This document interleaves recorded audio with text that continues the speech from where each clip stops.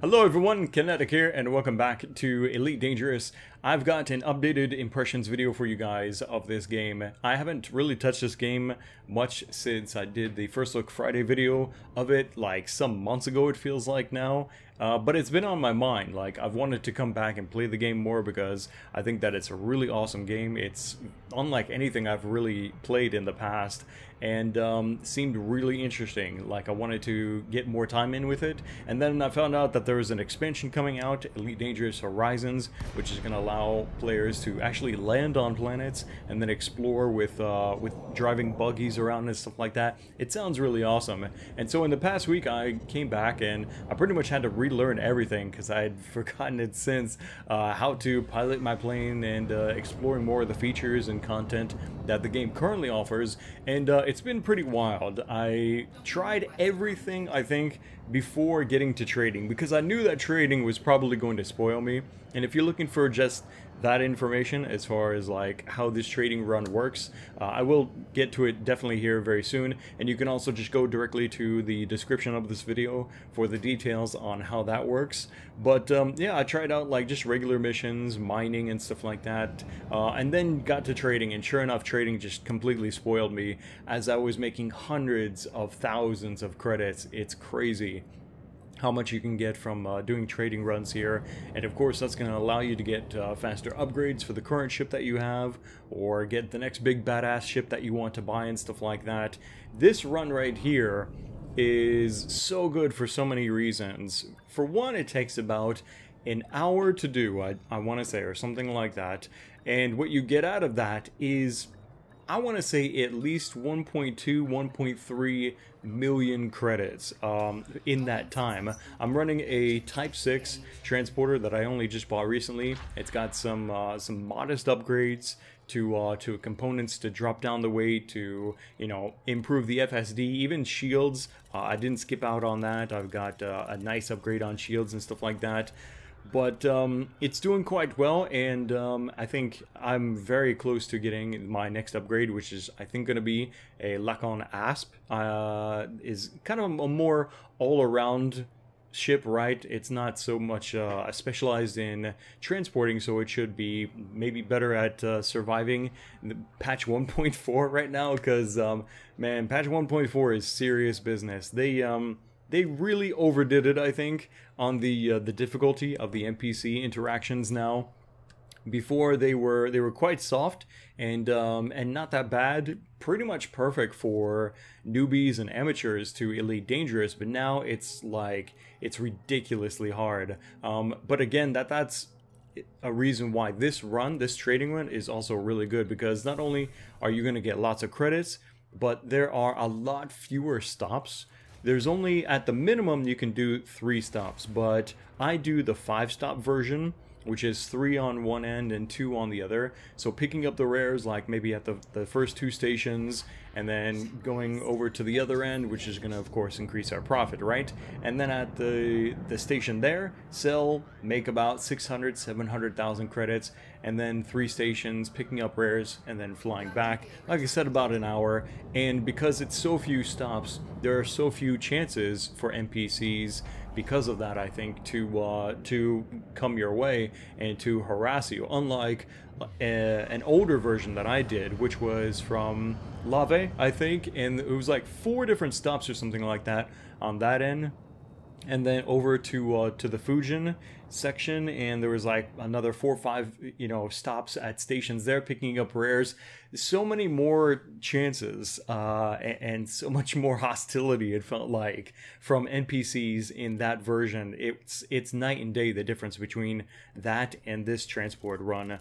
This is really good right here. So yeah, again, I encourage you to definitely check out the description for more details on exactly where to go. It's pretty obvious. You're just picking up whatever rares you can get from each of these stations, but you want to sell at certain stations because you want to get the max value, of course, from your rare goods. So for example, on one end it's Rajukru and HIP 80364 are 2 of the stations on one end that you're buying rares from. You're going to take those and you're going to sell them at your next stop, which is going to be, for example, if you're taking the 5-stop route, which is what I do, then you're going to sell those at 39 Tauri. And 39 Tauri is going to give you the highest amount for that. And then from Tauri, George Pantazis and Altair, you're going to be picking up rares there, not selling anything. After 39 Tauri, just picking up. And then back at Rajukru, that's where you'll sell from the 39 Tauri, George, and Altair goods that you pick up, and that's again going to be another like 600,000 credits or whatever. And yeah, if you want, try out the triangle version, which cuts out actually George Pantazis and 39 Tauri. But I would actually recommend trying out first the 5-stop version. It's quite good, and it really, you know, doesn't take that long, only about an hour or something like that, which is about, I think, average that you want to spend on a trade run, probably in Elite Dangerous. At least about an hour trading or something like that.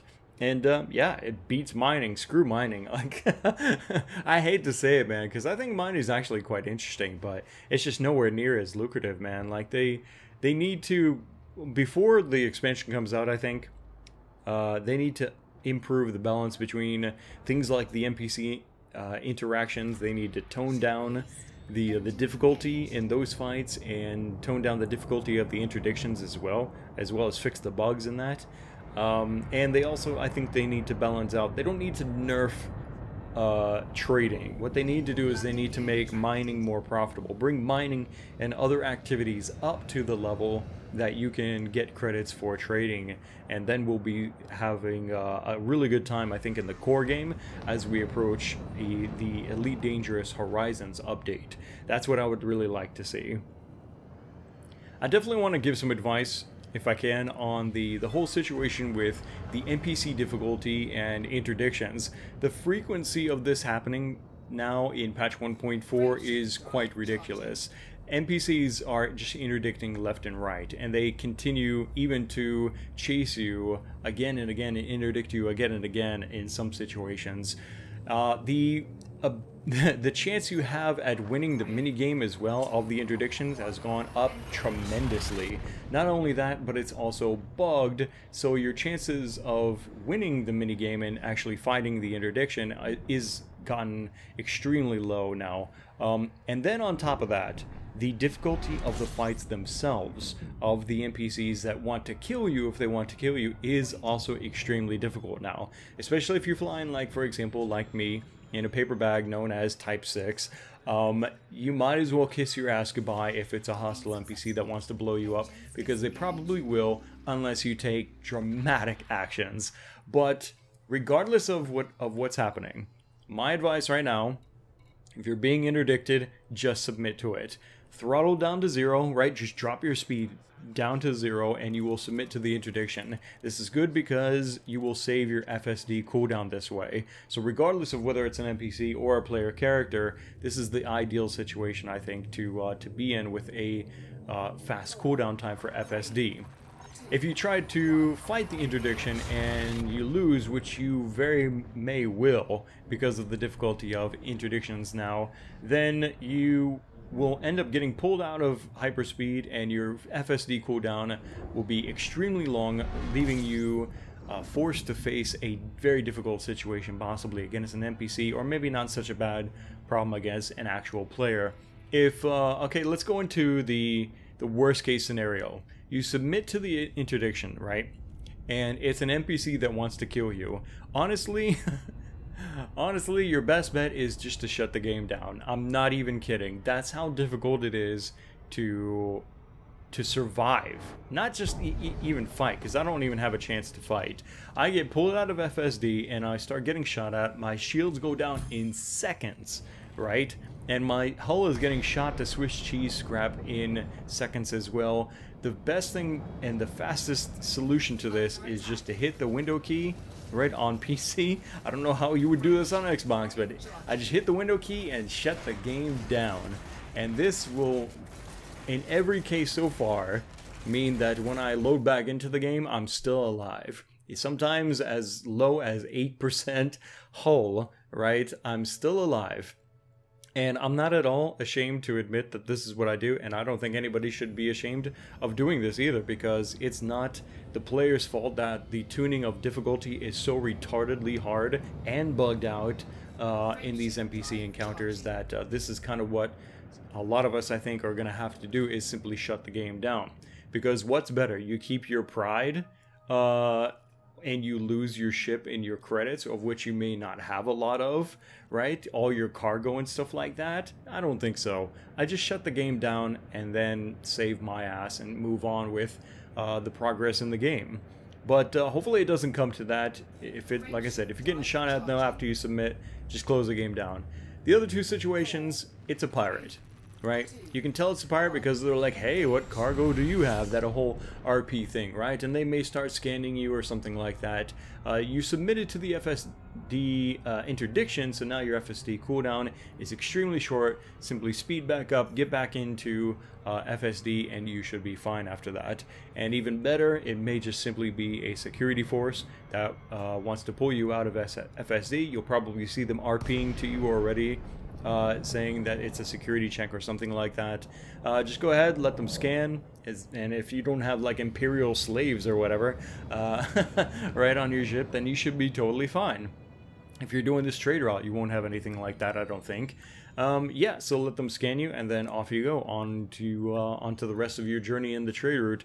And that's basically it. That's my feelings, and that's my advice for the atmosphere right now in patch 1.4 and how hard the NPC difficulty is. It's kind of sad. I really would prefer to have a fighting chance in the mini game of interdictions. I would rather fight off with guns blazing and have a chance at fighting whoever is trying to take my cargo or simply kill me, you know. But that's not what we have right now in Elite Dangerous, which is kind of sad. But you know, I'm still optimistic. I think that Frontier will strike a better balance, hopefully in the very near future, with the next patch maybe.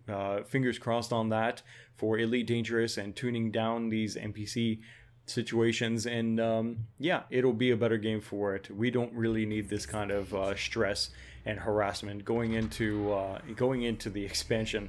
I want to hear what you guys have to say on the whole situation. If you have any experience with Elite Dangerous and patch 1.4 maybe, or what your thoughts are on what you've seen for the trade route and the difficulty of NPCs, let me know what your thoughts are down in the comment section below. Click the like button to support these videos here on the channel.